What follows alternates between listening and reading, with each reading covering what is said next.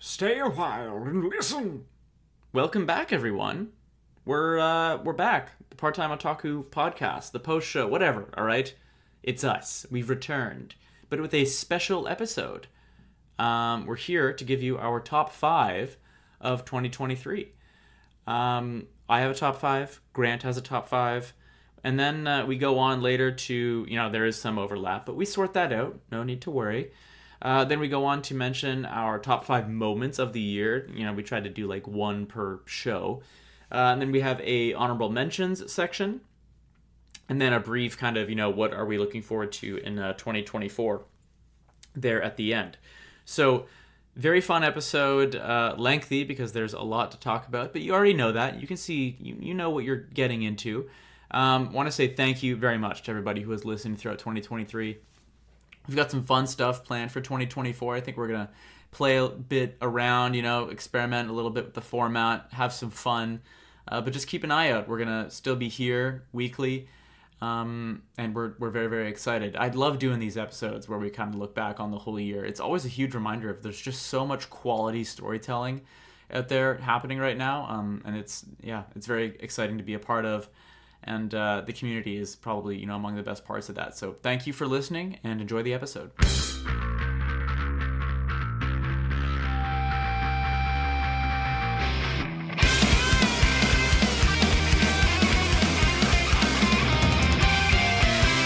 Oh, hey there, Grant. Hello, David. What's up, Stumps? Well, Stumps. Yeah. I had to be there, gang.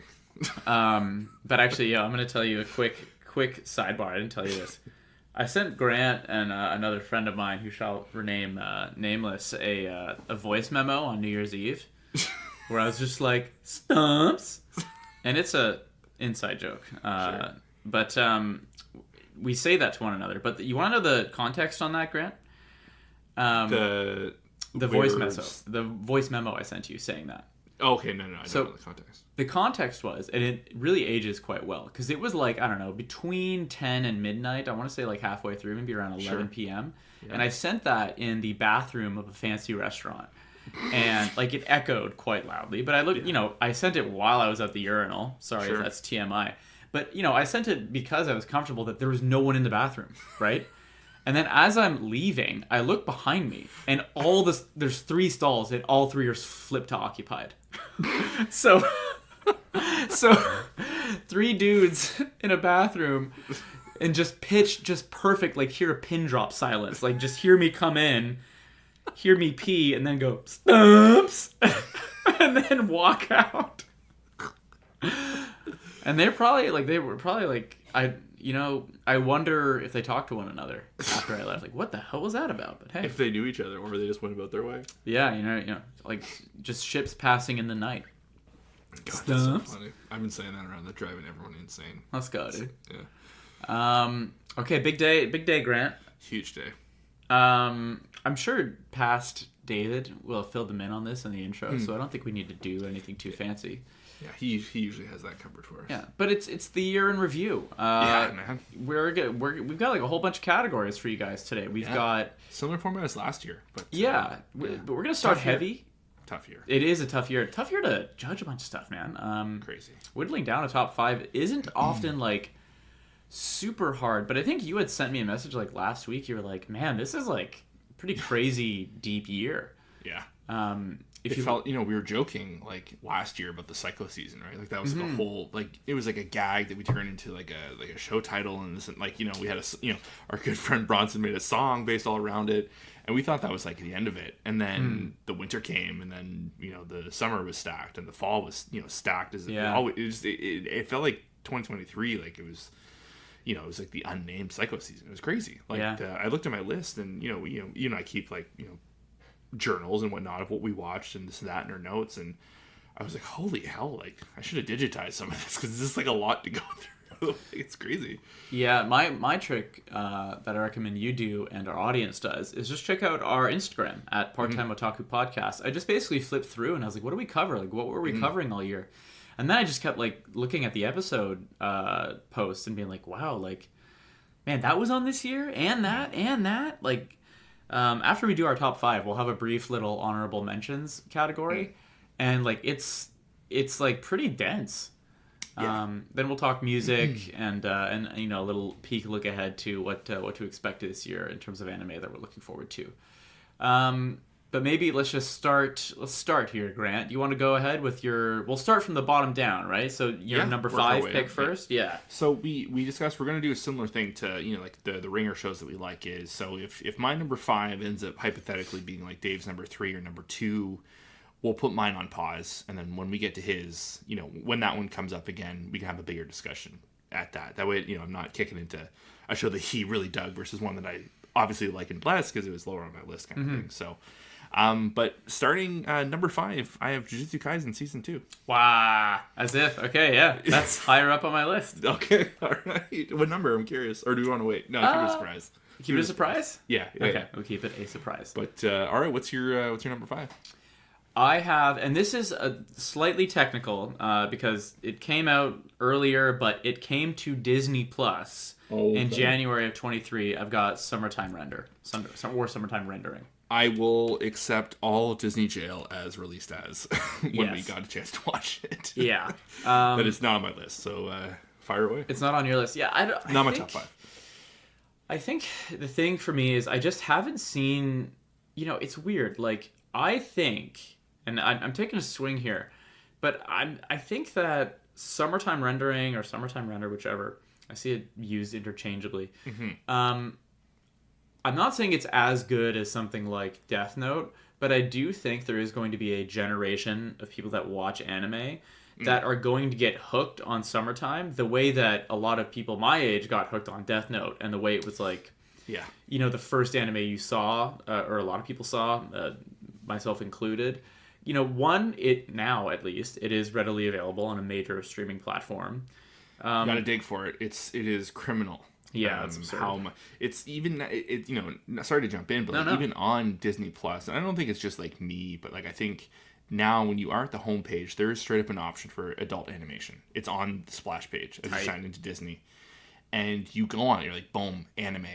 And Summertime Rendering is at the absolute bottom right corner. Like, you have to scroll down a little too far, and like there's stuff up there that's like, you know, way ahead of it that I, again, you know, I haven't watched it, I can't really speak to it, but like just based off experience and, you know, knowing where kind of the temperature is at with, you know, the fandom and all that, like Summertime Rendering should be like one of the first things they're promoting, along with, you know, some other shows that you may or may not be talking about, so I won't touch, but but anyway, it's crazy to me, like, what a travesty, this whole Disney jail situation. And don't even get me started on Undead Unluck. Leanna and I are still furious. Y'all got burned. Yeah, we got burned so bad. But back to you, Sarah. You and the rest of the world got burned on Undead Unluck. But I just think that, again, like, I think the show will stand the test of time in a similar way to Death Note because it just has so much going for it. I think the animation quality on that show is, like, criminally underrated. It's gorgeous to look at. It's got great music. It has a great voice acting cast. It has almost a touch too many twists and turns, but that's really what reminds me of Death Note. Yeah, as I'm watching Death Note, I think often back to Summertime Rendering. Yeah, and like it's violent. And it has some weird anime-isms. Like, it just has a little bit of everything that I think, like, a lot of people, you know, it may not be, let's say, the best, like, cat and mouse logic-based anime. And it may not be the best battle shonen, but it has elements of that, too. And it may not have the best, like, romance angle, but it has, like, a decent one. You know what I mean? It has all these little things that I think, at the end of the day, make, like, a relatively good show, a convincing story, and enough twists along the way that they were getting close towards the end, but I don't think they like wore out their welcome with all the twists. Like it effectively, I wanted to finish the show. I was like, okay, I need to know how this shit ends. There's definitely in like the back 8 where the tires have hit the road and it goes straight. You know, there's no up and down zigzagging. Like we kind of know where it's going. Like they've kind of had their fun. They did the experimentation. you know, the this and the that. Like it almost becomes a little more traditional the closer you get to the end, which only works to his benefit because it is kind of off the rails. Like that first 15 episodes, you're kind of just like, whoa, like your head is spinning on your shoulders because you're like, wait, what? It's a lot of, you know, do not go right to the next episode. It's like, all right, in review, what did we just witness, right? And you know, not like it's so confounding, right? Like it is very, you know, it wears its, you know, with the storytelling on its sleeve, but it is, there's like a couple like very, not blink and you miss it, but it's like they hit you with 3 different things at the same time, and then the episode's over, and you're like, okay, well they're gonna jump with that right off the bat, so like maybe let's iron that out. But I agree, and I think the last point I'll make on Summertime is that I love that it has a definitive ending. Yeah, they didn't milk that thing, and like, you know, who knows? Like, I won't speak to all that. Like, but I just like that it's like it's a good length. You know what I mean? They didn't drag it out. When it did finally come out, you could watch the whole thing. I don't know. I was stoked about it. I like the release schedule. I think it has like a lot of what a lot of people look for in a quote like good anime, and I had a lot of fun watching it. It's a fun show. Actually, honestly, it's just a fun show. You know, like it has a lot of common to last year's kind of what we called like the popcorn, almost like blockbuster-ish show, and Licorice Recoil. Like it has a lot of similar. You know, there's enough there for the general audience, and then, you know, like so all those animisms kind of, you know, fit the bill for a lot of other viewers. And I don't know, it's weirdly all rounded, and when you first look at it, you're like, there's no way this is like for everybody. But it's funny, we watched that Suzumi movie last night, and all Leanne and I were talking about was like, oh my god, this has like a similar vibe to like, not storytelling and narrative wise, but like the environment of Summertime rendering, like the island, really? And like, you know, the shots of the sea, and like a lot of, you know, older, you know, old temples in the forest, and, you know, torn down buildings and stuff. It was weirdly like a throwback to Summertime rendering. I was like, oh, that's kind of crazy how cool and fun a storytelling tool that is. Like you forget the islands of Japan, you know, not just Tokyo. The setting in a lot of these shows eventually becomes like a character itself. Yeah, it's very weird. Yeah. All right. Very cool. So that means you're at number 4 then. My number 4. So this is, again, we might be in another situation where you probably might have this higher, but I have it at number 4 for a kind of specific reason. My number 4 is Attack on Titan: Final Chapters. Wow. I'm sorry, man. Yeah, I figured as much. That is all right, but no, I guess we'll get to that. But what's your number 4, Dave?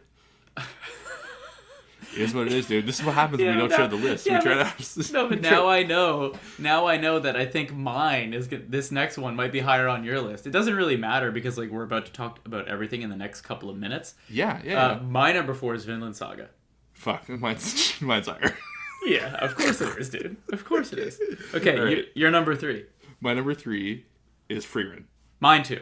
Okay, perfect. There you go. See, we got to where we needed to go. Okay. You go on Frieren. Dave, this was a total.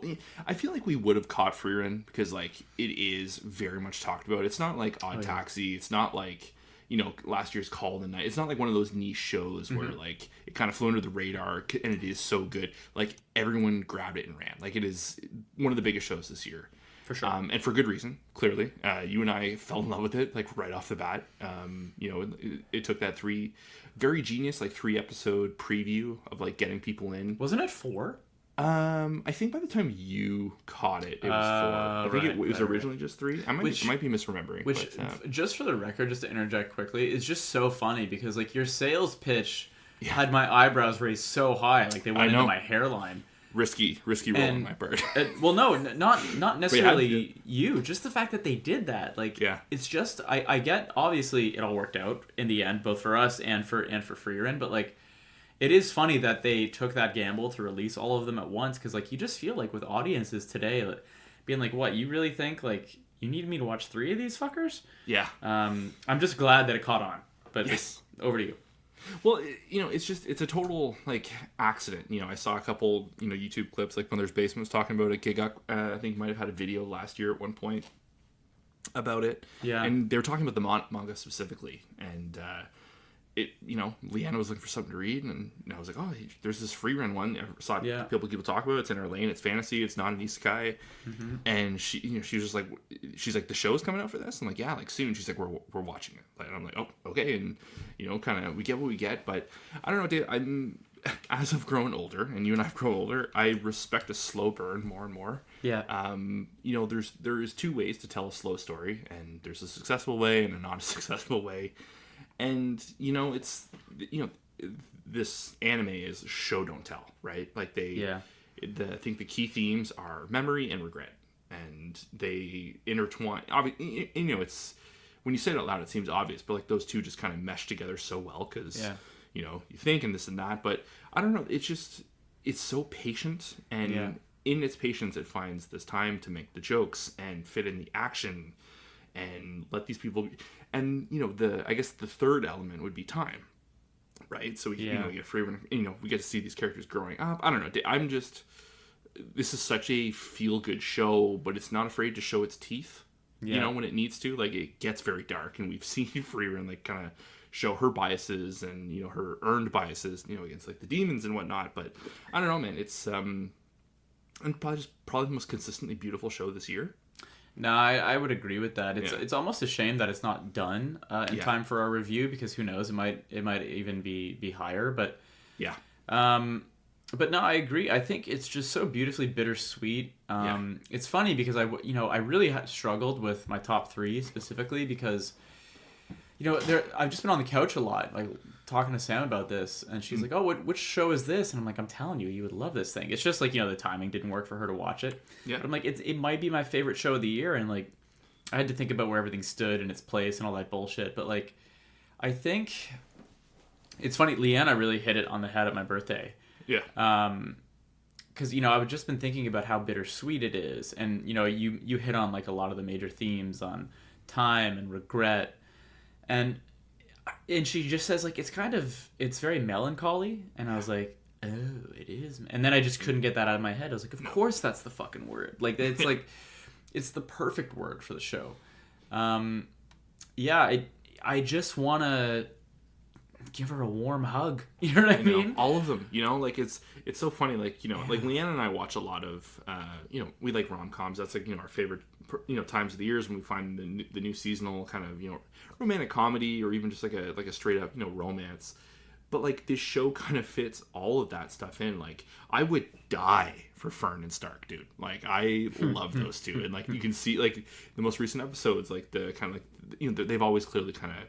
She's clearly had a crush on him, the way like back and forth, and he's kind of like a dumb boy, and he's kind of coming to and figuring it out. But like, I'm kind of dipping into my favorites. One of my favorite moments of the year is like, Dave, that ballroom scene was one of the most beautiful anime set pieces I've ever witnessed. Like the fluidity of the dancing and the scene, and it's crazy. Like this is the same studio that did Death Note. You know what I mean? Like, it, obviously, like not always the same staff, and people come and go, but like, a legacy can carry, and it just goes to show that like you give the right people in the right studio the right work, and it's funny because you look at Death Note, and it's a slow burn as well, and it's in its own way. It's a lot of twists and turns and this and that, but it does have a similar cadence to it, right? So it's funny to watch it. And the other thing too is it's funny that this is airing along Jujutsu Kaisen, because it couldn't be more different, right?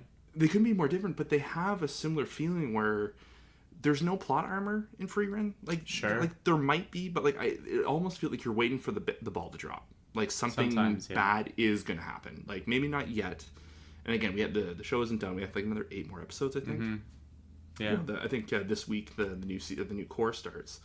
But yeah, I don't know, man. This is just that's another thing to mention. Is just like one thing that I see always when I look at the comments on the Reddit discussion threads for them are like people are just so grateful for the TLC this show is receiving in its adaptation. Like people are so over the moon about the studio and the release schedule. There's not a major break in it. The animation quality, like it just seems like it was done right. And we're in this age where there's a bit of a magnifying glass over production quality and working conditions. Mm-hmm. And like Chainsaw Man's a really good example, where like this show like really struggled under its own weight, right? It was like it broke all these records for like watches on a trailer, and then it finally comes out, and like it's like a mixed bag because people are expecting something kind of unrealistic, right? Yeah. And then Free Run kind of just comes out without a ton of fanfare with 3 slow burn episodes, and it's like the number 2 most popular thing on right now, only behind like the biggest shonen currently airing. So it's kind of fucking nuts when you think about it. Like shows like this don't often go head to head with like giant battle shonens. No. I mean, they do. There are exceptions, but like I guess my point is Free Run is one of those exceptions. It's like a beautiful, beautiful show. This was your recommendation to me too. Yeah. And I'm so happy it was. It 100% deserves its place in the zeitgeist right now. Yeah. And it's only, I think it still has room to dominate a little bit. Like there's a couple of shows, because like the winter season starts this week. There's like a handful of shows starting. And I think, there's one specifically I think that might, kind of eat up the discussions. I think that Solo Leveling show comes out this week and has been, hotly anticipated. So that might eat up some of Free Run's spots for the remainder of the show. But I don't know. I think it's well earned. And, Jujutsu Kaisen, it's a pretty good Sakuga. There's other stuff this year that like really kind of, the money was thrown at a couple scenes. This show on the turn of a dime, on a scene that you wouldn't expect to really let loose. Funny enough, similar to Mushoku Tensei, where like it had a consistent look the whole time, and then it dials it up to 11, and you're just like, was that necessary? No, but I loved it. And Free Run kind of has a similar. I remember, I think you hadn't started watching yet. And it was the episode where I think they meet Stark and he fights the dragon, and I was just like, holy fuck, like. What is this show? Like, this is crazy, and you ask Leanne, I'm like, how does this compare to the manga? And she goes like, like the feeling is in the manga and it's in the show too, but you get the benefit of the anime to like really, let loose, and they are doing that. So, but fucking A, man, Free Run, so good. So good. So I'm gonna go to my number 2 because it's one that you mentioned earlier. Yeah. And it's Jujutsu Kaisen season 2. Let's get it. So I really struggle with this. I almost had it at my number 1, but and the reason it's so high is I was just kind of thinking like, I was going through this list of all these shows that were kind of in contention, and my thought process was like, what have I lost? I don't want to say lost the most sleep over, but like which one of these shows has had me reeling and thinking about things more? Yeah. What has caused you the most mental or usage of mental energy? Yeah, and I've been off the couch or yelling, "Oh shit!" Yeah, for 23 weeks straight. You know what I mean? Yeah, it kind of feels like that. Like so much, and we are among the voices like contributing to the large discussion about like production issues. Like I said it literally seconds ago, talking about Free Run, but like especially for Jujutsu Kaisen, that was like very front and center. And I think in a way, and I think this is a good thing, but it definitely detracts from the show, right? Like this takes away from the conversation about just the content. So for a second, I was like, okay, well, let me like put the blinders on all of that, and just thinking about what season did we get, and all those, I'm deep in the. This is how I get spoiled all the time, right? On Reels and TikToks and like on, but there's so much fan-made content going around right now, but like all these beautiful highlight moments from season 2, and I'm like, Jesus, like, we watched Toji ice Amane and Geto and Gojo in 25 minutes. You know what I mean? After barely knowing him, and then seeing him later when he, kills himself once he realizes he's beating his son to death. Yeah. We got Gojo's like entire kind of background and Geto's fall into madness, and we got to find out, we're going to talk about the finale and all that, and about like who Geto really is, and all this crazy growth from Yuji, and what happened to Nobara and Maki and Nanami. And the like the bit you just did, like there's comedy in the middle of it. Of that. There's not a lot compared to season 1, but like there's a little bit of brevity. And like Mahito, like just like such an unbelievable villain all time. I looked at all that and I was like, man, I don't know, this has to be towards the top for me. I was just off my couch yelling too much for it not to be. You know what I mean? Yeah. If anything, like I'm not trying to say like I'm dinging Mappa for like putting their two biggest shows this year like at 4 and 5 because of like who they are and their practices, but like yeah, like like you kind of like bungled everything, and you also made yourselves like look hyper like not the worker again. Like I know it's a different culture and this and that. It's hard to compare. People try to argue both sides of it, but like, come on, like it's it's so hard. Like I understand, like they are the big thing, and they're clearly like they set their standard and what they want to do, and that's why all these production companies are assigning the work to them because it's going to go out or whatever. But like it's really hard to not see the seams. Like even now, like watching, you rewatch like the top 10 moments and all that, and you and I were talking before we were recording of the Sakuna and the Makra fight. And you look at the stills and you're like, fuck, that kind of looks like shit. You know? And then you look at a still 30 seconds later into the scene and you're like, how does that look 100 times better? Like that one looks like it's from a movie, and this one looks like it was like a trace over by a 13-year-old. It felt in review, like I loved the season. I loved the character. I loved the story. I'm probably going to read the manga. Like I'm trying. It's hard because they already announced the third season, or potentially movie, like the next arc or whatever. Yeah. So it might be sooner than later. So maybe I can wait. But like, I think I like what it comes from, not necessarily like what is being presented to us by Mappa. Right. And it's just hard not to see the seams now. You know, like there's some amazing moments, and the stuff that works, and I like credit where credit is due, and kudos to the animators, the creatives at the studio, like doing this. Like we all know it's the people above and the management and this and that kind of shit rolls downhill. But like I don't know, man, it was in review, it's like it was kind of like bittersweet, but like I loved the whole time. Like it's hard, it's like fuck, like can you enjoy the thing where people suffered through? And there were all those crazy tweets that came out and all the articles and quotes of like staff working there and how beat down and bogged down they are. And like it's some of it sounds like Stockholm syndrome because like people are saying like, oh, this is all my fault, where it's like, dude, it probably wasn't.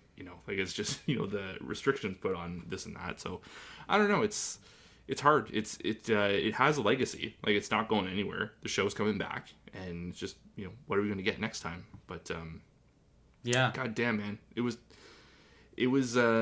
breakneck speed from episode 1 to episode 23. Yeah, it's funny, right? Because again, all that stuff aside, like people just wouldn't shut up about the Shibuya incident. Like, oh, it's you don't know what's coming, dude. Yeah, and it's like, shut up. Like, I get it. You read the manga, like someone probably dies or something. Sure, like, those people are just so annoying. Yeah. But then, like, you watch it and you're like, oh fuck, like this is pretty dark, huh? But the interesting thing is too, and again, this isn't from Leanna, but like a lot of the general consensus is, and it's a double-edged sword, which I'll bring the other side of it later, but people say the best Jujutsu Kaisen ever was the Shibuya incident. Yeah. In the manga, right? And if the result was this with what was the best of the manga, what are people going to feel and think if down the road, like coming seasons or coming movies and whatnot, if this repeats again, how is it going to affect the show's legacy, right? Or like the kind of the IP itself, the story. So I don't know. You mean how will the production issues and like how is the fandom going to feel if the best of the best was kind of treated this way? Like, oh, I see what you mean. The stuff down the road where like fan base wise, like it's good and Leanna loves it and people love it. But people have said like Shibuya is like the peak it's ever been, and it's that's like halfway through its run or whatever.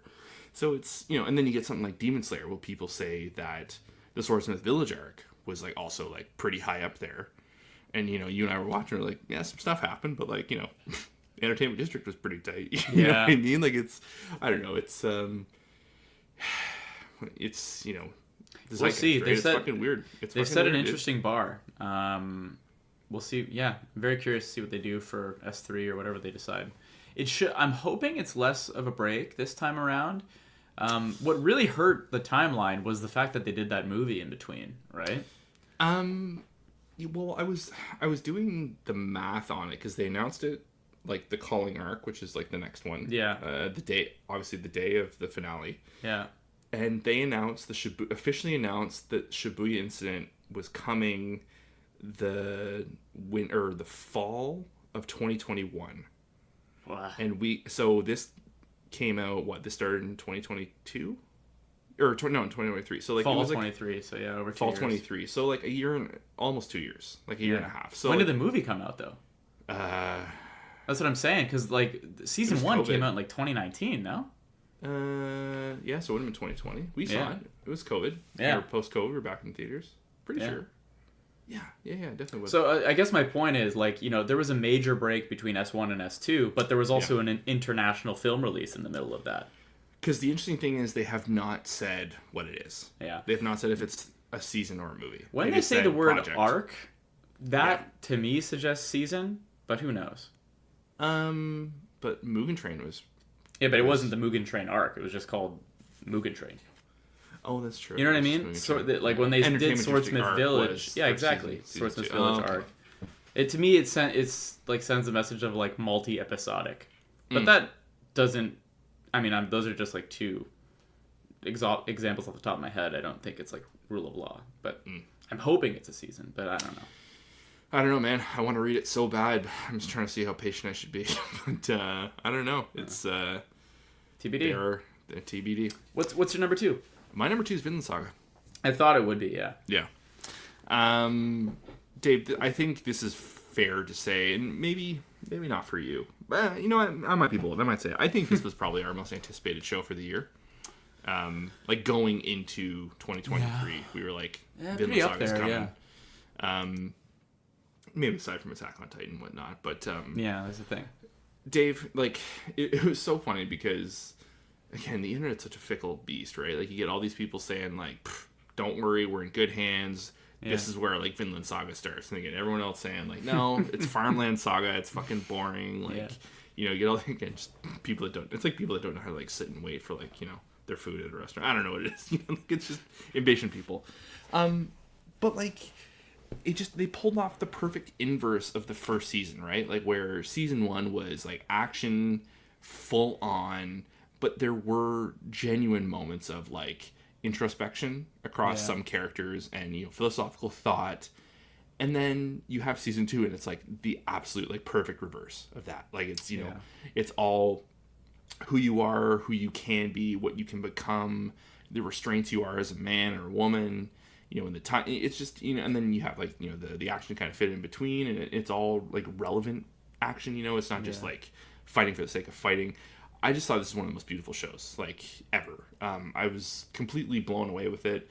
You know, it's funny, like we were hitting hard on Mappa, you know, like a moment ago, but like this is like when like they take their time with something, and like it kind of just comes out as is, and I don't know, man, it's just such a beautiful show. And you know, I was joking earlier about Fern and Stark, you know, like that's my couple of the year there, but like Einar and Thorfinn, like those are my boys. And like watching those two, I remember just being like, we met Einar, I'm like, who the fuck is this guy? Like, what are we getting into? And when they kind of met up and you just saw their friendship like naturally, organically grow, like as like also it's just like young men, not knowing how to fucking do anything. They have trauma all over the place. And then like they just kind of come out like as like the tightest unit possible. Yeah. You know, also I think Vinland Saga is based on this podcast, but but I don't know, man. Vinland Saga is truly unique, I think. You know, I you know, some people would argue, and there's, you know, lots of historical tales kind of done over the years, but just not like this. Like the care and attention to like Thorfinn's journey. It's so intricate and slow going, and they kind of it felt like a natural hill climb, right? Like any good story, you kind of get to where you're going. But I don't know, man. Just I was like every week I was just like, you know, maybe other than Jujutsu Kaisen, like you hit credits and you're just like, fuck, I gotta wait a week now. You know, it's just you know, it's just I don't know, man. I'm kind of at a loss for words. It was just a moment, you know, like week to week. I fucking love this show. No, I agree. I think it's a bit of a work of art, right? Like, it's weird. It feels different than a lot of anime because season 1 felt more anime, right? Like it had a lot of the notes that I think we kind of expect. It's a very different story that I wasn't really prepared for. But you know, I think like a lot of people, I knew that season 2 was going to be different. I just didn't know how it was going to be different. I didn't know how I was going to react to that. I think that, like you said, that like they pulled like kind of a full reversal, and it's a bit of a masterclass in like in how to in how to change pace. Yeah. I do remember thinking the middle was a little slow, but then that last third, I think, of the show, as all the threads start to intersect, it kind of reminded me almost a bit of Full Metal Alchemist. Sure. It's not that, involved, but everything starts to come together, and you start to see... That stuff you thought was middling was there for a reason. Yeah. And all the puzzle pieces kind of fit, and, I don't know, like, it's just a special show. I think it's one of those shows that going forward, when, like, I make that recommendation... it'll be like, and especially now, people are so lucky that they can just binge it. It's like, watch season 1, but like couple it with season 2. Like, you have to see kind of both sides of that coin, because they do such a good job working off of one another. I agree with everything you're saying. It's very, very heartfelt, very kind of a very tender show, which is funny because if you heard this review after only seeing season 1, you'd be like, are you guys talking about the same thing? Yeah. But they made that switch, and I think that's so hard to nail. Yeah. And everybody seemed to be down with it. And that's also really hard to like satisfy the vast majority of your viewers, because everyone was pretty stoked on it. Yeah, sure, some people were impatient. There was some pretty vocal, like, there was some pretty, I think there was some drop off, but like, again, like the people that can't take the time, just enjoy for a story for what it is. Yeah. And again, people have their taste, like they just want action. There's nothing wrong with that. It's same thing for the stuff that you and I don't love. Like people want what they want, like, and I get that, but I don't know. It seems like I just feel sad for people. Like, you and I are big proponents of just tell the story that's meant to be told with what is there. Yeah. And I think this show just kind of nails that. Like it does its thing at its own pace. Like you said, it's like you said, like it's the middle is like kind of slow, and then you get to the end, you're like, oh, there was a reason they took slow steps to get to where we're going now, and it's nice because you do get to the ending. And it's not like sped up because it's action. Like everything still kind of takes its time, and it's going through its paces. Like it's still an incredibly brutal show. Like it's not, it's not, again, it's not like full on open field combat and ship battles like the first season was. But it's the recipe is still there. Yeah, all the same components, and they're just imagery. I think they really like.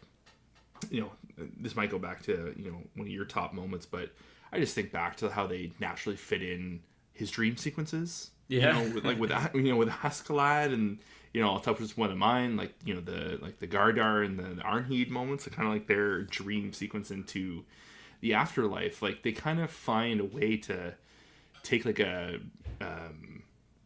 like a standard semi-historical story and kind of use the power of anime and animation to like touch on these other elements, to kind of fill the story. I don't know, man. The show's it's a 10 out of 10. Like truly, like this season was awesome. Yeah. Yeah. I remember those last 2 episodes especially. It just hit so hard. They were so good. Okay, I'm gonna go ahead with my number 1 because you've already mentioned it, and then we'll go back to yours. So mine, for the viewer or listener, is probably easy to work out, but it's Attack on Titan: The Final Chapters, because we had the release in March of this year, and then we wrapped up in November, and I was like, man, it was tricky because I was like, man, this is barely an anime. It's like 2 90-minute specials. It's kind of irritating, but yeah, well, 6 episodes, I guess. Yeah, the way that they kind of it's hard. We've talked about Attack on Titan a lot. We have definitive reviews out, right? We've got the genesis of this program. Yeah, we've done everything after Mappa took over. We've got independent reviews of both specials. So go check those out if you're curious about our super in-depth thoughts. But one thing that I will echo here that we've mentioned basically over the last 2 years is it's hard to not allow the schedule and naming convention for the show impact its legacy. Yeah. Because it has, for sure.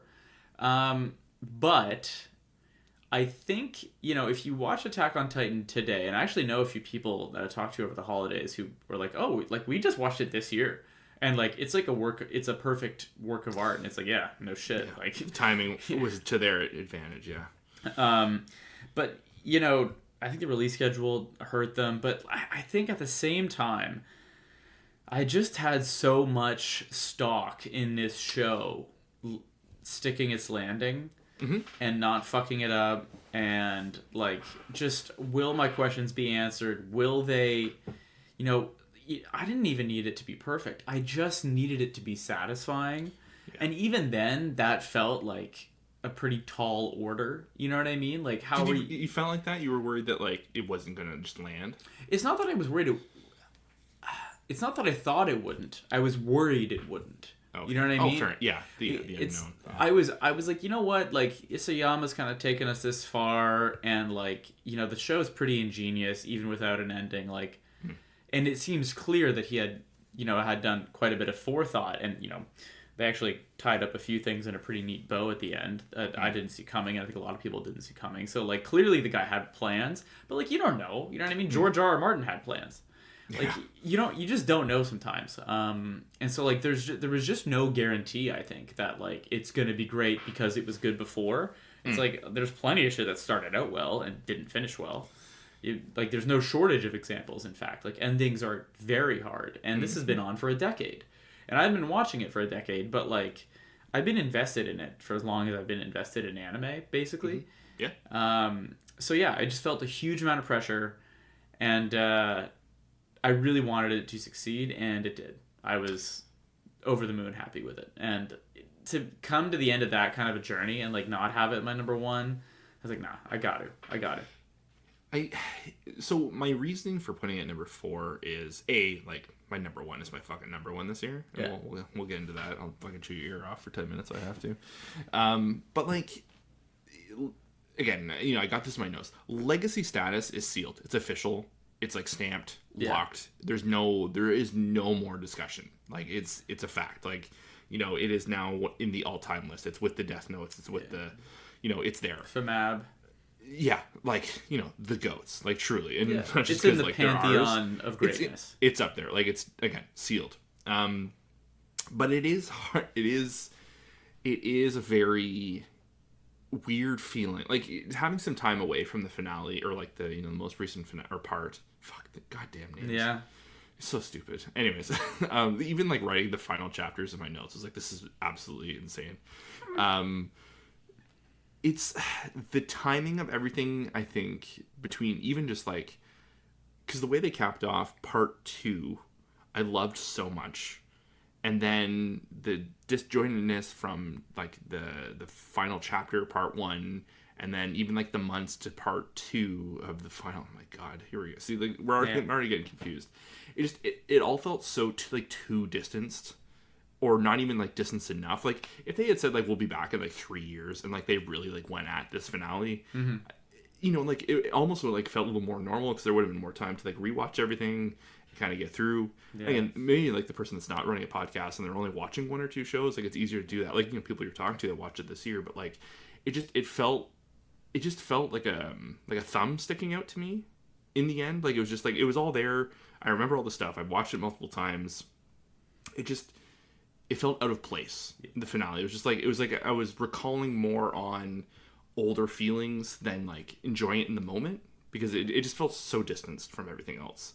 So again, it's still in my top 5. I love the show and all this stuff, but it's just like, God, like, how, and again, it comes down to money and stretching it out, and whether it's like studio, like, you know, workload and stuff, like, who knows? Like, they honestly, whatever the reason is, the issue remains. It just, like, in the moment, and, you know, but the nice thing is, it's always going to be there, and the next time I do my rewatch, I'm going to go from season 1 to 2 to 3, and then I'm going to get to 4, and then I'm going to start 4, and I'm going to finish with 4. You know, like, it'll be like, I think it'll feel more natural then. And, you know, like I said, it's a weird feeling, right? Like, it's one of my all-time shows. I thought that both finales were amazing. I thought they wrapped up everything perfectly. Like, you know, I think my questions were answered, and the unanswerable felt good, left unspoken. You know, like, there's no, like, nothing's gnawing at me with how it ended. It's just the presentation. It's still like kind of just like sticks to me of like, fuck, like, how did they do this? You know, but like, you know, it is what it is. Like, it's done, it's over. Like, there's, you know, like, what does it matter? But I don't know, man. But it's a top 5. Like I said, this show was a heady hitting year, stuff that I fucking loved, and it's just crazy. You know, again, like not like my opinion matters all that much in like the super huge scheme, but like they got number 4 for a reason, you know. For sure. But yeah, I don't know. Attack on Titan, man, awesome stuff. Gold. All right, man. You ready? Numero uno. Hit me with it. Dave, my number 1 is Oshinoko. What is that? Oshinoko. I'm just gonna No, read straight. I want to read straight from my notes right here. This is easily the biggest show you missed out on in 2023. Nah. Yeah, Dave bait all across the board. You would love this show. This, like, again, like, didn't catch me out of left field. I kind of knew a little stuff going into it. It's the same mangaka as Kaguya-sama, Love is War. Okay. So, you know, I didn't know it, like, I don't think Oshinoko is a comedy by any means, but not a full-blown comedy like Kaguya-sama, but like the writing is insanely intelligent in that show. Like right. Again, I haven't read the manga, but the anime, it's incredible. Like the jokes per minute. You know, people always say like, you know, the all-time comedy shows is like Veep, because like the, you know, if you sit down and do the jokes per minute that land, sure, you know, sure, it's in like the, you know, the upper echelon of all, you know, big time, like live action TV, which I agree with. You know, I love that show. Like Kaguya-sama is like the anime version of that. Like it is like nonstop. Like you're sometimes like we're laughing so hard we've missed a joke. We have to pause. We have to go back. Like it's never ending.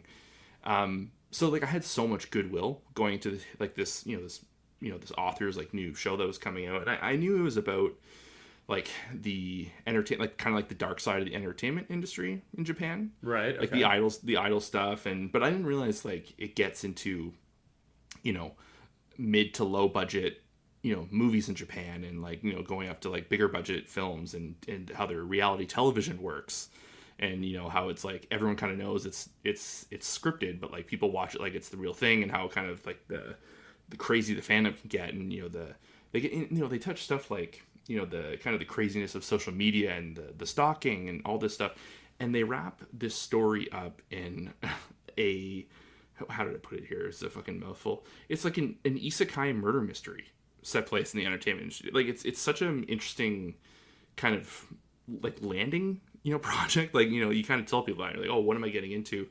And the first episode is a 90-minute prologue to the story, and you get to the end of it, and by you get to the ending of the first episode, every week I was like, oh my god, I cannot wait for the next episode. Like, what is going to happen next? And it continues, like, kind of similar to Death Note, even Summertime Running, without, like, the twists and turns. Like, there's just, like, they hit you with just something enough leading into the next episode of, like, oh, where's, you know, where are we going to go from here kind of thing. Like, you know, they kind of come and go with the murder mystery stuff, and they kind of get into the kind of, and I really don't, like, I don't want to talk too much about it in depth, because I really want you to watch it, Dave. Like, at the very least, I want you to watch, I want you to be surprised, like, genuinely surprised by some of these moments, because it's so well written, and you know, but like it is funny, and it's bright, and it's colorful, because again, like, that's the point, right? Like, you know, the entertainment industry is supposed to be lights and camera action and you know, color and this and that, and then the way they kind of switch to, like, you know, just the behind the scenes and how drab, and it's, you know, it's raining in the background, but you can't tell because like the whole set is lit up by lights and all that. It's just it's so cool. And I know some people have, like, you know, they've made their comments. It's been a very like social media show, because like people say, like, you know, oh, like they're kind of like targeting me and all that, you know, like, sure, you know, my fandom's not like that and this that, but like you are, like, you're kind of like proving that point. But a lot of people do say, like, you know, maybe they don't deep dive enough into it. But like my reasoning was, like, last year when I, you know, the My Dress Up Darling show, which I loved, you know, it was kind of like the same thing with the cosplay. Same people similar people had similar comments to, like, oh, well, they didn't go like that in depth with like how the inner workings of like the cosplay community is. But me, like, I had no knowledge of how it works, and now I kind of know something. So like I feel like Oshinoko has a similar way of like kind of how this stuff works and all that, and how, you know, they kind of, it's bright but it's dark and this and that. I don't, Dave, I love the show. The music alone, like the OP is like my song of the year. Similar to like Sunny Boy. Remember how awesome the timing of the ending theme would cut into like a major moment, like so good. Before credits ran, so like it kind of gave like the final moment just a little more power to, like, you know, what's going to happen next week. They do the exact same thing in this show. Like the dropping of the ending theme is just perfectly timed, and you're just kind of like pumped up. You're like, fuck yeah, like what's gonna happen next week? But season 2 is coming this year. Has been probably either a spring or summer show. So is it only like how long is season 1?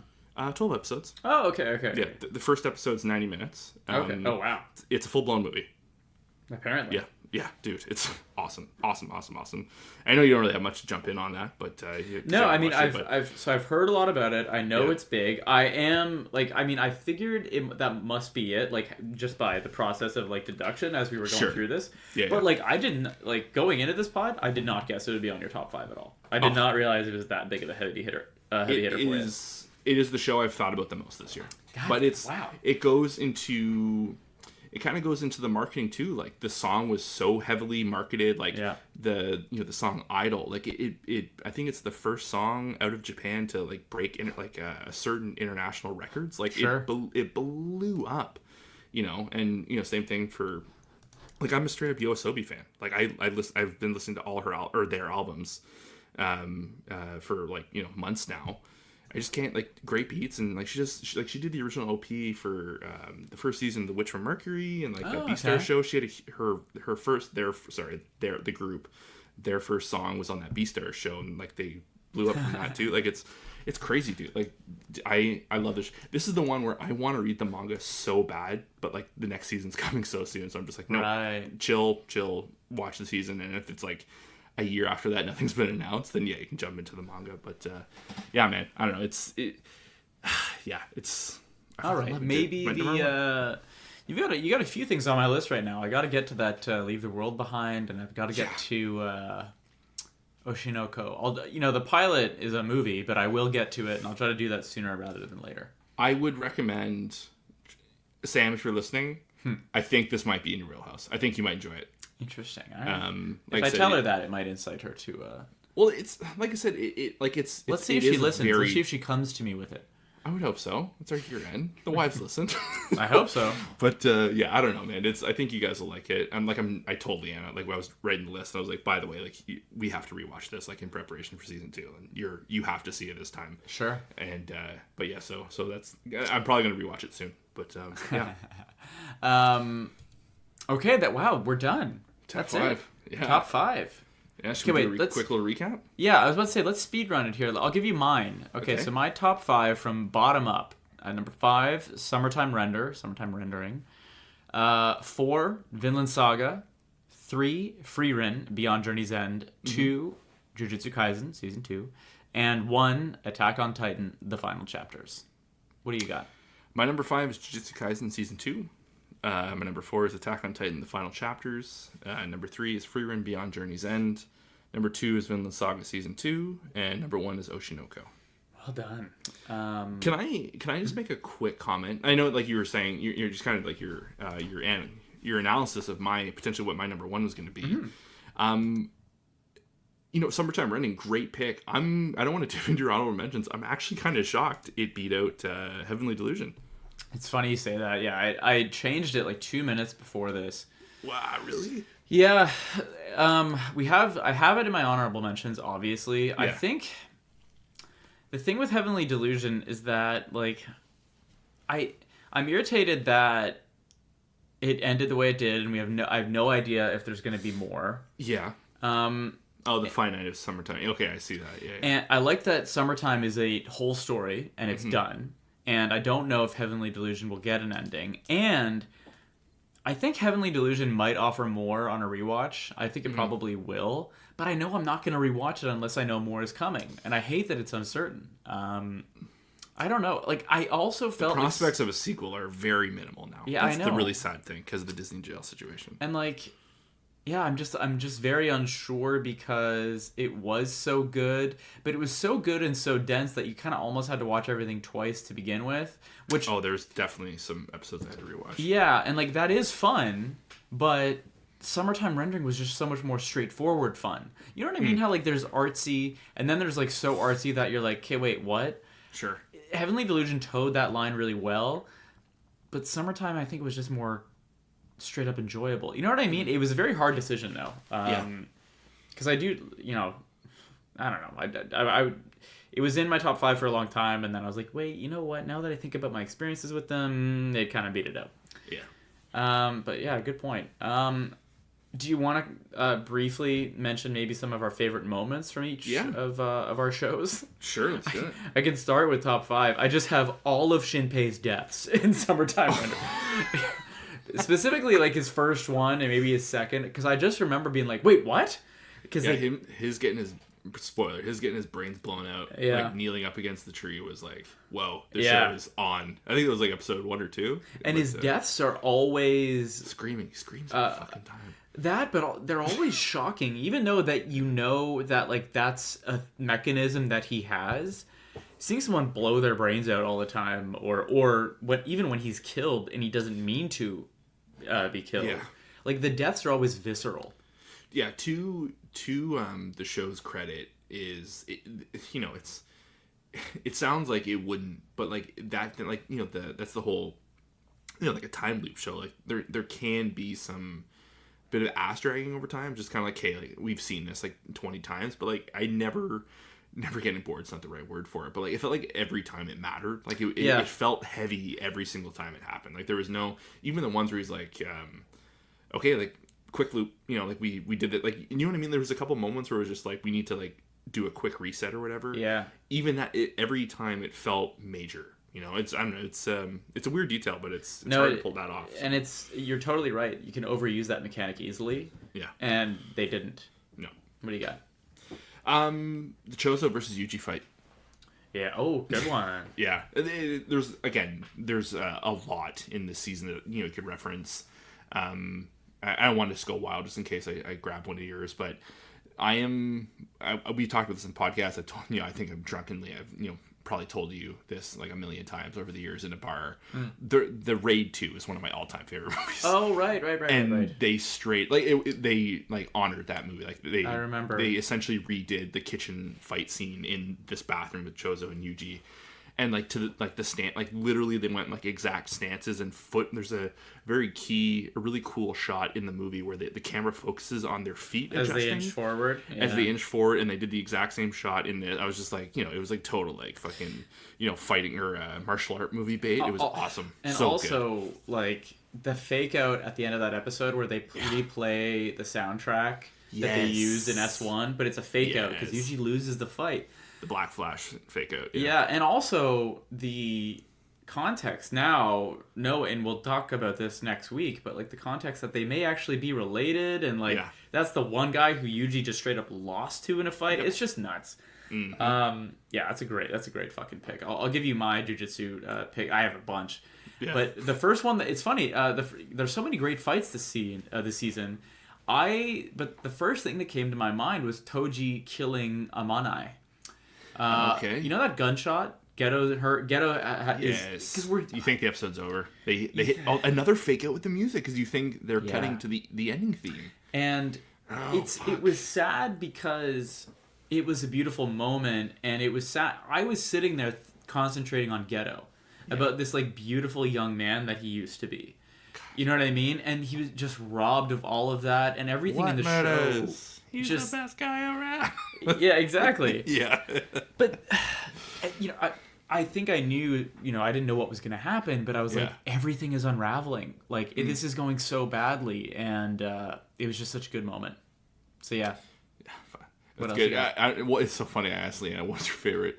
I just thought it was so funny, because I'm always picking on her, because she loves the voice actor. I was like, what's the first scene you think of from Jujutsu Kaisen? She's like... Nanami grabbing the caveman guy's face and fucking punching him out. I'm like, wow, you gotta type. You gotta type? It was funny. No, my next one is I Have No Enemies from Vinland Saga. I have that too. I have no enemies on my list. And my honorable mention, because I thought you might take that one, was Thorfinn's Dream of Askeladd in Hell, which you had mentioned earlier. It's funny because I left it off because I thought it might be on here. That's funny. No, but I did mention it's on my list. I did the drifting into the afterlife sequence with Arnheid. And that was good too. I love that. Okay, I've got one from Frieren. Okay. And they're both, I have two of Fern and Stark. And it's, they're not fighting together. It's their first fight scene independently, Stark versus Linny, I believe, and Fern versus Lugner. Yeah. That's a whole episode, and they both win by the end of it. And then you had mentioned their dance scene earlier, which I had. Yeah, that's on my list. Yeah, I love that, and it's so funny too. Just a little anecdote. I remember when we started the episode. There's a shot of them descending down like a little hill in like a stone staircase. Yeah. And I said to Leanne, I was like, I find that very interesting how fluid the shot is of them stepping down. Right. And I'm like, oh, that's so weird. Like, that's such a very specific, very well animated scene. And then like you realize like by the end of the episode, it was almost like a tease to like their movements on the dance floor. Yeah. And focusing on their feet and moving. I was like, whether it was intentional or not, from the beginning of the episode, I was like, whoa, like what is going on here? And then you get the end. It was just beautiful episode. Yeah, and I have one more just because I remember loving it so much was Frieren revealing her mana to Aura in that fight. Yeah. God, man, this show is just so good. It's so hard to put it where I did, but it's so fucking good. Love it. What else you got? What have we not covered? I got one outside of my top 5. Go ahead. But it's one of the few moments that it's the first thing I thought of. So it's from right now the Bleach 1,000-Year Blood War is airing. It's going to be the second core it aired in 2023. Didn't make my top 5. It was really good though. But I read the whole manga this year as well. Beginning all 650 odd chapters there. And one of my favorite moments from the entire manga run is in like what is now airing on TV. So the moment is I guess the reference is the real Kenpachi. So it's a fight between Kenpachi and this character Unohana, who's is again context. It's gonna be nothing to you, but it's fucking dope as shit. So the name Kenpachi is like essentially like taken, like you kill the previous one as being the strongest, and like you become like the next one.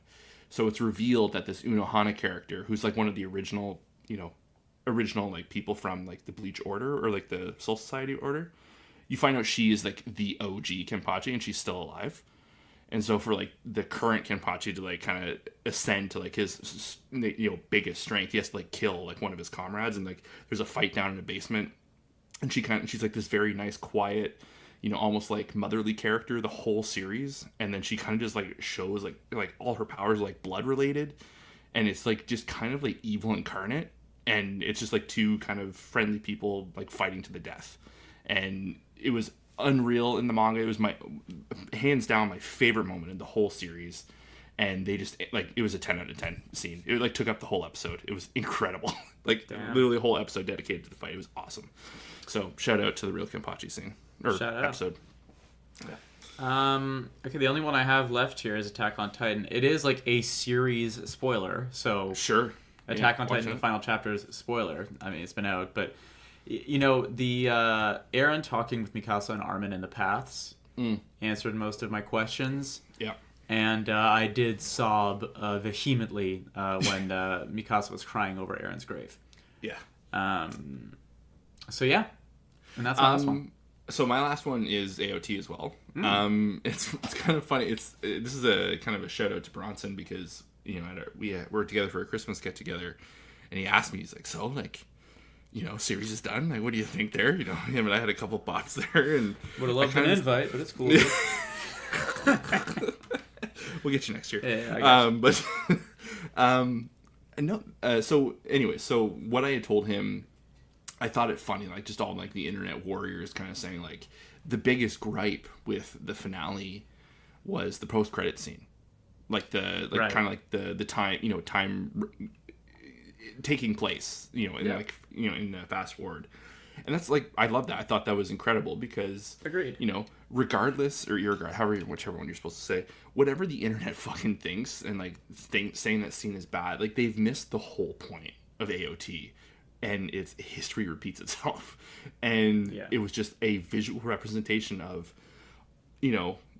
all the hard work that went into it. Eren was able to, create some peace for some time, but it just happens again, and I thought it was very poignant and very beautiful, and I loved watching kind of, I don't know if that exact shot or even like those sequences of shots were in the manga or if that was kind of like a creative choice by Mappa, but if that was like Isayama's drawings, like his take of like what the future looked like in that universe, I don't know that for sure, but I think that's like a cool thing to be like, oh, I wonder what he thought the future looked like. I think it was, yeah. I think like they punched it up a bit for the credit sequence, but like, he had So I don't know.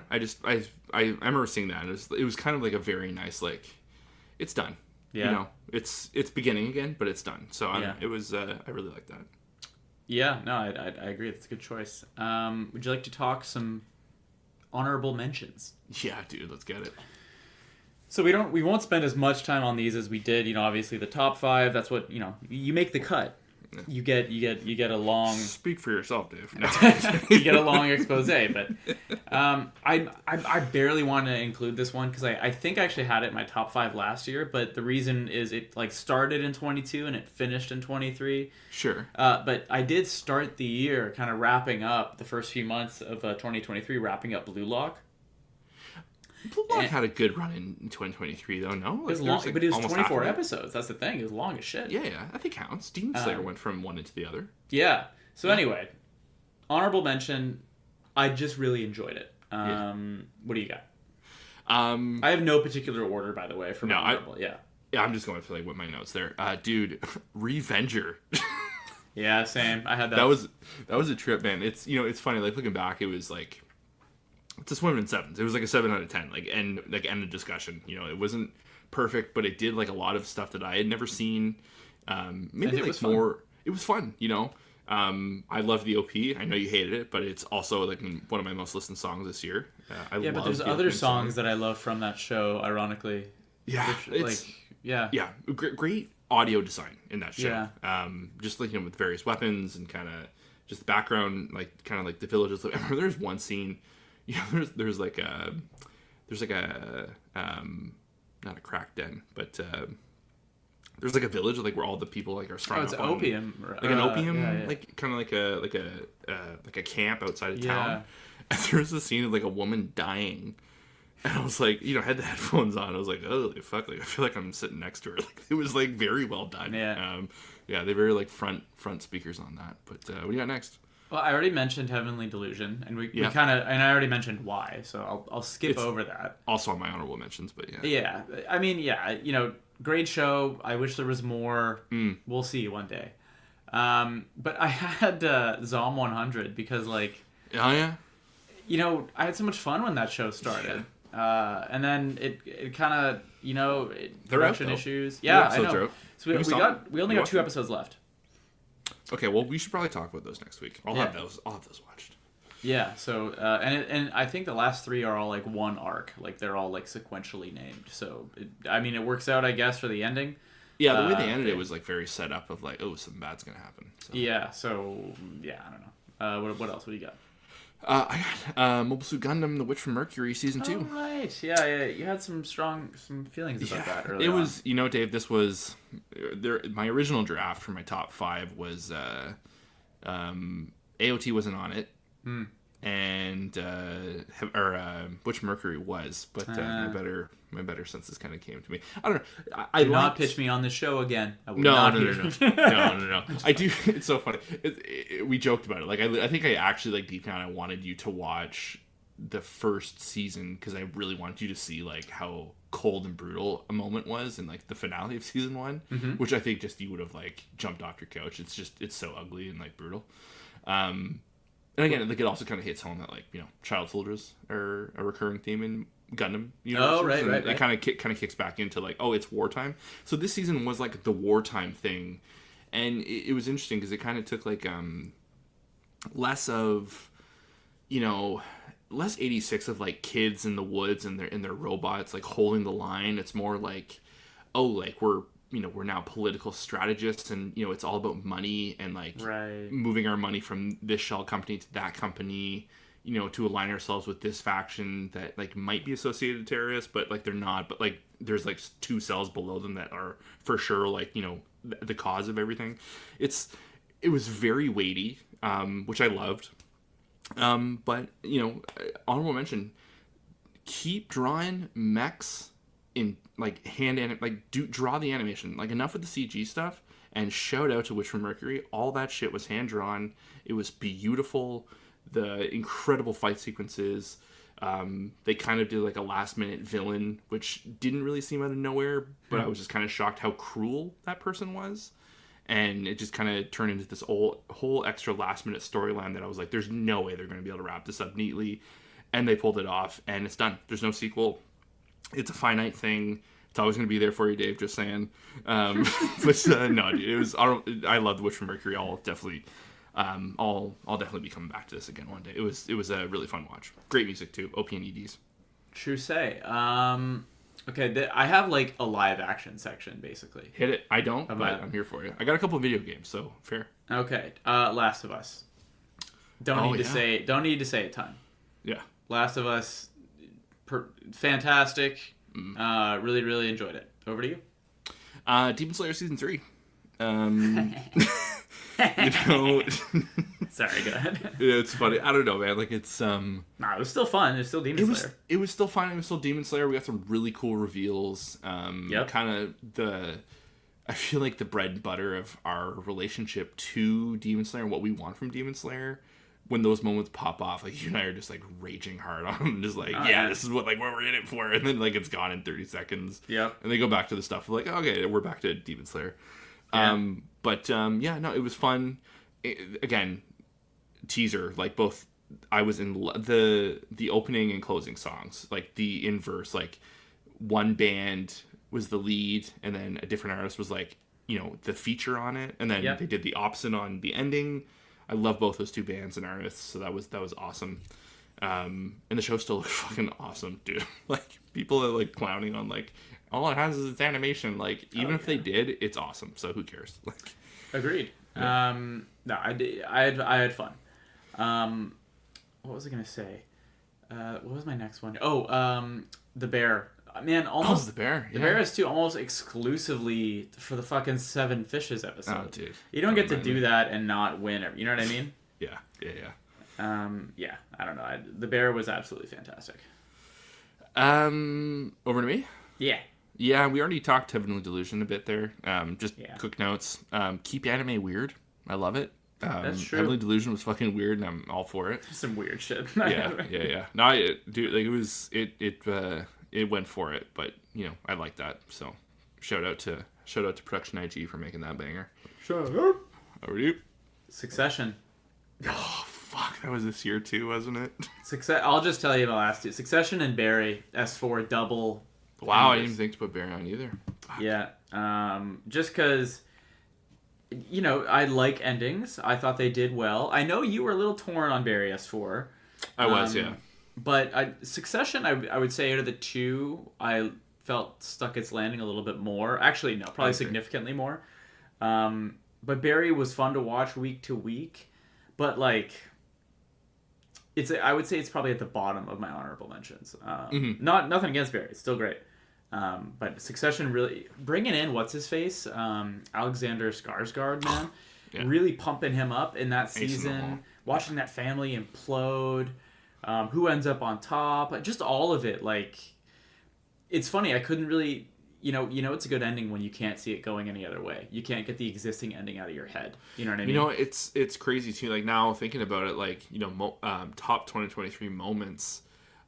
Obviously I didn't have any live action stuff, but I think back to I remember being like my jaw to the floor when Kendall kind of just like unloads on Shiv, like in that room, like the end, like the total breakdown scene. So good. And I remember just sitting forward on the couch, like not even like really looking at the TV of like, oh my god, is this happening right now? Like it's one of the few moments where I actually felt like a fly on the wall in what was going on. It was very uncomfortable. You know how good writing and performances have to be for you to feel physically hurt over on behalf of a fictional character? Not physically. Same goes to Seven Fishes episode. I had a very physical, visceral reaction to that episode. Like, it was, that is just like as high stakes drama as it gets. Yeah. And both those shows did such a good job of that. Okay, that's it for me. What do you got? All right, I'll bang out a couple here. Your favorite, I'm surprised it wasn't on your top 5. Trigun Stampede. Of course. No, I'm not going to hate on it. Dude, you know what? I watched it, dude. I watched it. You watched it, and you know what? credit where credit is due. I don't think there was a show maybe outside of Attack. Here, let me just look at my list really quick, double check. I don't think there was a show this year that even attempted scale as big as AOT than fucking Dragon Stampede. They went for it, and it was very believable. Again, on my top 5, that fucking OP is out of control, delicious. So good. I fucking love that song. I think I remember that one. It is, in fact, good. So, but I don't know, like, animation, like, the complaints about, like, oh, like, you tarnished, like, this fucking whatever. Like, I think they did their own thing that's enough separate from the original that you can still go enjoy it. It's on Crunchyroll. Everyone relax. I don't know.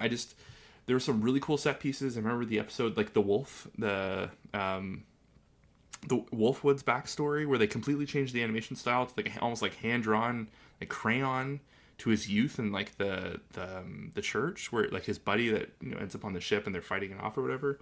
There's just, like, they took some, like, really not weird, they just took some, like, swings, and in, like, the final fight with, like, Vash and Million. You fucking hear about Million Knives, dude? That dude's, like, fucking going to prison now, the voice actor. Really? Yeah. Jeez, what do you do? I think he was fucking around with money. I believe, I can't remember, but yeah, he's no longer. That'll get you. Yeah, dude, I don't know. Just it just felt the scale. It was like, again, I'm not comparing it to, like, Avatar or anything like that, but they went big and it all felt believable. Mm-hmm. Like, you watch Star Wars, like, the X-wing compared to, like, the Star Destroyer, like, that feels real and in scale. And I think Trigun, they pulled that off really, really well. I really enjoyed it. Okay, you got nothing left. Quick couple of video games. I played Metroid Prime for the first time this year. It was a game I always wanted a GameCube as a kid. I know this is gonna sound like a spoiled kid. I wanted a GameCube so bad. My parents bought me a PS2, and I was crushed. No, I get it though. But it was the one I wanted, and I wanted to play Metroid Prime so bad, and never got to. Never, didn't. Anyways, came out. There's a remaster on Switch this year. Our friend Shane was like, "Dude, you got to play this. It's one of the greatest of all time," and I did. And I was blown away. I was sucked into this game, and it just kind of reminds me of, like, they used to, like, make games, like, finished things, and just, very, very smart puzzles and design, and, the shooting is for the time, like, the early 2000s, but fucking awesome. I think my brother-in-law is playing that too. Now, or has, like, recently? Right now. It's good, dude. Yeah, I hear it's great. It's awesome. And one other game, it's an indie game I played, it was on Game Pass. If you're familiar, it's some of the creators that made, like, Limbo and Inside. They were, like, Xbox indie games from, like, years and years and years ago. Yeah. And so a couple of those people started their own studio, and the game's called Cocoon, and it's a very, like, 5-hour, 6-hour puzzle game where it's, like, it's really hard to explain. It's very out there, but you're solving puzzles, like, you go into, like, an orb. You solve puzzles in the orb, and then you come out of the orb, and then you can take that one and put it into another one. And it's, like, kind of like item management, like, not item management, kind of like you got to keep track of, like, where your colored inventory orbs management? are. Not inventory, it's just, like, you can only ever hold one at a time, but you can, like, you put one, if you put, like, the red one into the purple one, and then you kind of pop out of the purple one, and you take that, which has the red one in it, and you put that into the green, like, there's, like, layers and layers and layers. It sounds way more complex. I was hooked. It was on a whim. I was just like, I just needed, like, a puzzle game. I just need something in between, like, a big AAA budget thing, and I couldn't put it down. I think I got, like, 80% of the way in, like, a day. I just couldn't stop. It was so much fun. Very, it's very a good cool. feeling to get lost like that. Yeah, and, like, no dialogue, just ambient music and the sound of your feet kind of going through the thing. Like, it sounds like it would be boring. It's not. If people like indie games, or if you need a break from a AAA and you're okay with puzzles, because I know puzzle games can be very frustrating because sometimes they're just way too convoluted. Yeah. This is, like, not quite that. It's I think it's manageable for most people, and I highly recommend it. Like, again, indie developers, help out where you can. And finally, 2023 was the year of manga for me. I'm now in fully. I don't know if that's a good thing or a bad thing. But I read all of Bleach, fell in love with it. It was a series I was always just kind of curious of, and I didn't want to get stuck in, like, the filler trap of the anime. Great series. I couldn't help myself. I read Chainsaw Man. Oh yeah. I'm up to date on that. I'm week to week. And it's funny too. And I really, the week I was really sick and I was out, like completely out for the count. The announcement was made for the Reese arc, which is funny because Dave, they're calling that the Reese arc, and that is a movie. So that's kind of my counterpoint to the calling from Jujutsu Kaisen. But wait, so it is a movie, yeah? It is a movie, yeah. So I'm interested, like so that's the thing. Like what I would have told you that week is that makes sense to me that they're choosing to make a movie for that arc specifically because it's short, right? It's short, but it's also like not that it's a tonal shift, but it's kind of like the events take place throughout that kind of like the trajectory kind of changes, right? And it makes sense to make that an isolated thing, kind of similar to like Mugen Train, kind of like set the tone of like, oh shit, like people can fucking die, like the good guys can die. Yeah. Not saying that again, I'm not even remotely alluding to anything. No, I get it. But like you kind of get to the end of it, you're like, oh, like that's, and I think because it is so short, I think they can kind of like pump up a couple of scenes and like really, there's like I can already think of moments of like what they're doing, how beautiful they're going to look, and kind of almost like there's going to be serene moments in this movie. I guarantee you, like that maybe similar to like Aki smoking cigarettes on the friggin' patio there, making coffee and whatnot. Yeah, I rewatched that scene today. It's fun. It's so funny. I don't know, man. I'm really excited for that. But Chainsaw Man, and I'm 400 chapters now into One Piece. Good Lord. I get it. I get it, everybody.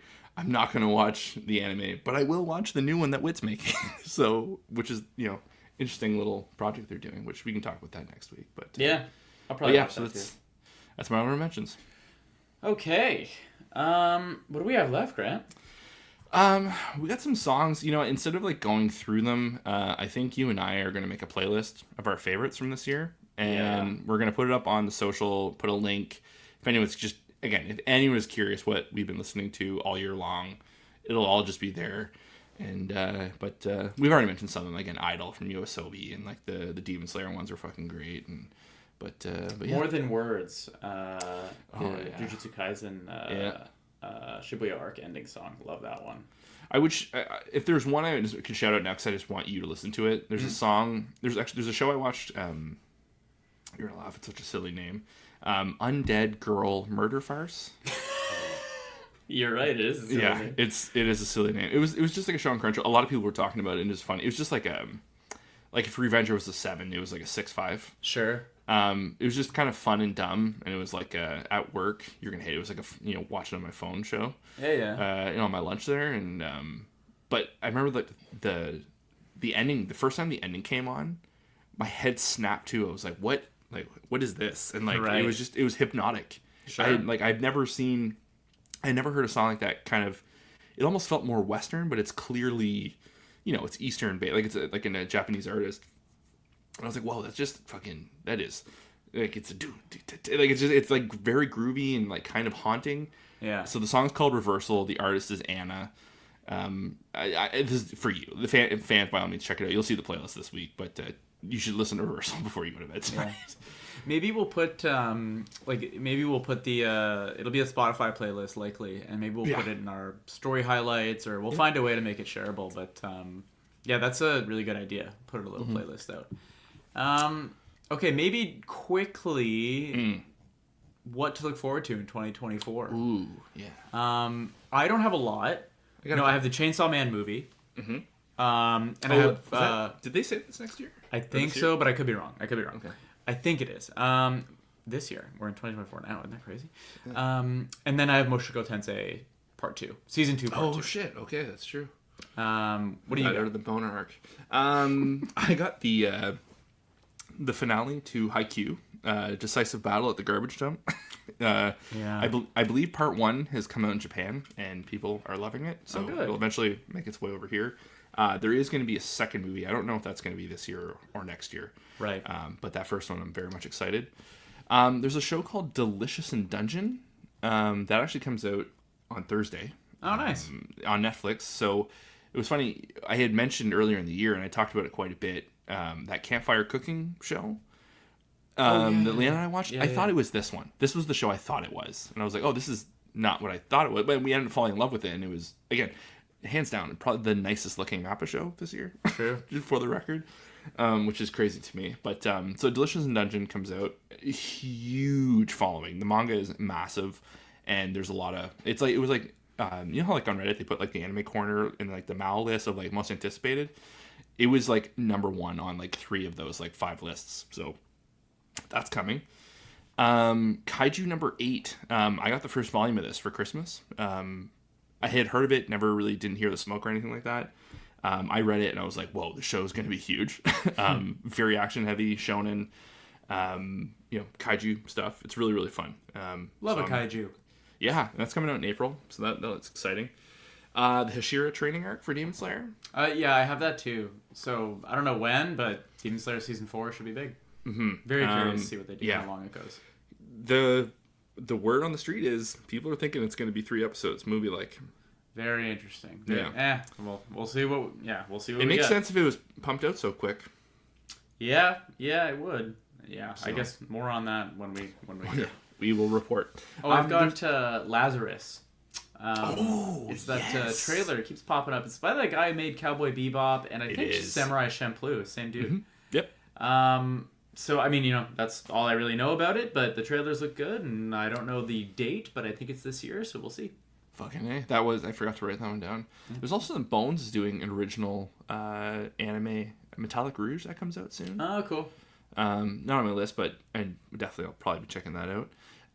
There's an anime adaptation coming out called Dan to Dan.